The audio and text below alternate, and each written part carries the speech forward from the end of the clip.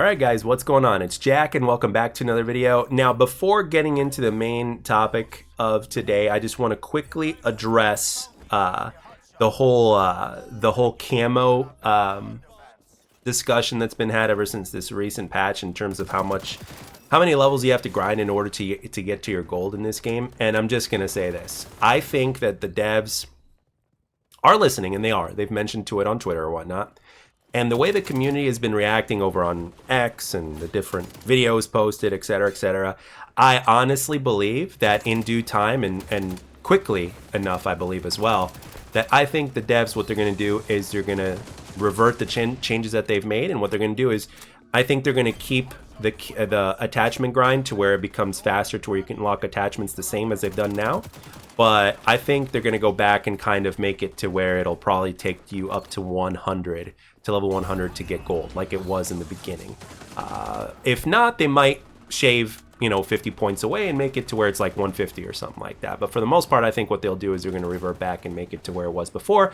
But they're going to make the attachment system, in terms of unlocking attachments, which is game changing, obviously, easier. That's what I think they're going to do. So that's all I'm going to say about that. That's what I think is coming, and it's going to be very interesting to see how the chips fall within time. And yeah, Team Deathmatch is coming this Friday, so they may do a little mini update on that. If not, we might get a little bit of a mini update next week when it comes to the whole camo thing. I think they're going to say, hey, we've heard you loud and clear, and these are the changes that are coming.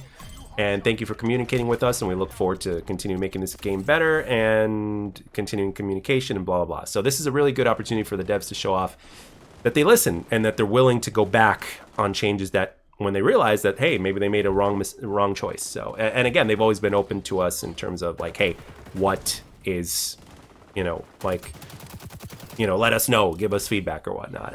And I think they're going to take that feedback to heart. So without further ado, let's talk about this gameplay real quick. I don't know how many times I get spider-botted in this game, but it's very interesting. And the reason why I say that is because the opposing team, every single player on the opposing team is running Dedsec and Spiderbot. And I thought it was absolutely hilarious. Absolutely annoying for sure, but I thought it was absolutely hilarious. So in this shorter than usual video, I want to discuss what your opinions and what your take is on balance, both in pubs and competitive, because the reason why I mentioned competitive, even though this is pretty much a pubs channel and that's what I love to play when it comes to this game, I play the game a lot, but at the same time, every so often, I do watch competitive when it comes to other games out there. I really don't watch competitive COD anymore because I literally I'm not familiar with any of the players that play, and on top of that, I just don't enjoy COD nowadays, so I really don't watch.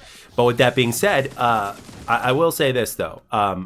In my opinion, when it comes to balance, when it comes to pubs, it's very interesting because when you look at games like that have come out like Overwatch or like Black Ops 4, like when it comes to pubs, even like in Overwatch, they only allow you one specific player per team, as opposed to having like, you can't have, to my best recollection, it doesn't matter whether it's ranked or pubs, like you can only have like one person playing Soldier 76, for instance. And if somebody else picks Soldier 76 before you do, oh well, you gotta pick somebody else. You know what I mean? To my recollection, last time I played Overwatch, which was pubs, by the way, it was quick play, so that was the deal. With games like Black Ops 4, for instance, you're allowed 2 of the same specialists per team in any given lobby in pubs. But when it comes to competitive, though, they only allow 1 of each. And at the same time, it's a 4-on-4 instead of a 6v6. Now, we do know competitive in XDefiant is going to be a 4v4, to my knowledge. But there's also been mentionings over on Twitter that apparently they're not limiting how many of the same faction you can have per team as far as competitive is concerned. And I think that when it comes to like the pro players that are going to play this game, I think what they're going to do is they're either going to gentlemen's agree certain things in terms of like, hey, we're going to, in ranked mode, they may allow everybody to use as many factions as possible. They may not limit that, but what we're going to do is we're going to limit it, right? We're not going to be able to use this. We're not going to be able to use that. This is banned, that's banned. You can't use this, you can't use that. I think a lot of the pro players, that's what they're going to end up doing. But opinions on the matter actually vary because there's people that believe that balance is like, if everything is powerful, so therefore everything is balanced, right? Kind of like Modern Warfare 2 back in 2009. Everything in that game was powerful, right? Your streaks, your perks, your weapons, like everything was powerful, right? So therefore, if everything was powerful, there was a balance. And then, of course, when you look at other games, like let's say a Black Ops 2, like when they, like for instance, not even just Black Ops 2, but just other games, like if one weapon in particular is very powerful, what they do is they nerf that weapon so that way it kind of matches all the other weapons to achieve the closest balance as possible. The problem with that is, though, that a lot of times when a certain weapon that's really good gets nerfed, it doesn't really get used anymore because it ends up getting a little too weak. And there's really nothing that much special or fun about that weapon anymore. There are a lot of people that believe that what they need to do is, instead of nerfing a certain weapon to the ground, maybe they should buff other weapons around that really powerful weapon so that everything is even Steven, and at the same time you're not taking any of the fun away from the weapon that people know and love that works the way that it works. You know what I mean? So again, this is a big topic because of the varyings of opinion, and that is where you guys come in. This is one of the biggest reasons why I decided to make this video, because opinions vary when it comes to stuff like this, and I'm really looking forward to what you guys tell me down in the comment section below. I think there's going to be a lot of people that agree on certain things, and I think there's going to be a lot of people that disagree on certain things when it comes to the whole balance factor.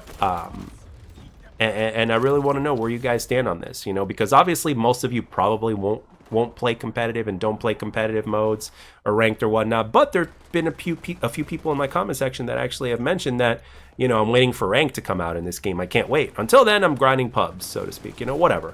So so I really would like to know down in the comment section below, what do you think they should do, and what are your opinions? You know, I'm genuinely curious, and I hope you guys had a lot of fun watching this gameplay, because boy, oh boy, the amount of times I got spider-botted. And I'm pretty sure somebody is going to see this and probably count the amount of times I get spider-botted during this 7+ minute video or whatnot. And I thought it was absolutely hilarious, which is why I saved it. And I really did think it made for a good video. Not a good video necessarily, but a good topic for a video. There you go. So with that being said, guys, that's it for this one. Team Deathmatch is coming out on Friday, and let me know how you guys think they're going to handle this in terms of the devs handling the whole camo thing, as well as what your opinions are on faction balancing and limitations. So with that being said, I'd like to thank everybody for taking the time to watch and or listen. Hope you enjoyed it, and I'll catch you guys on the next one.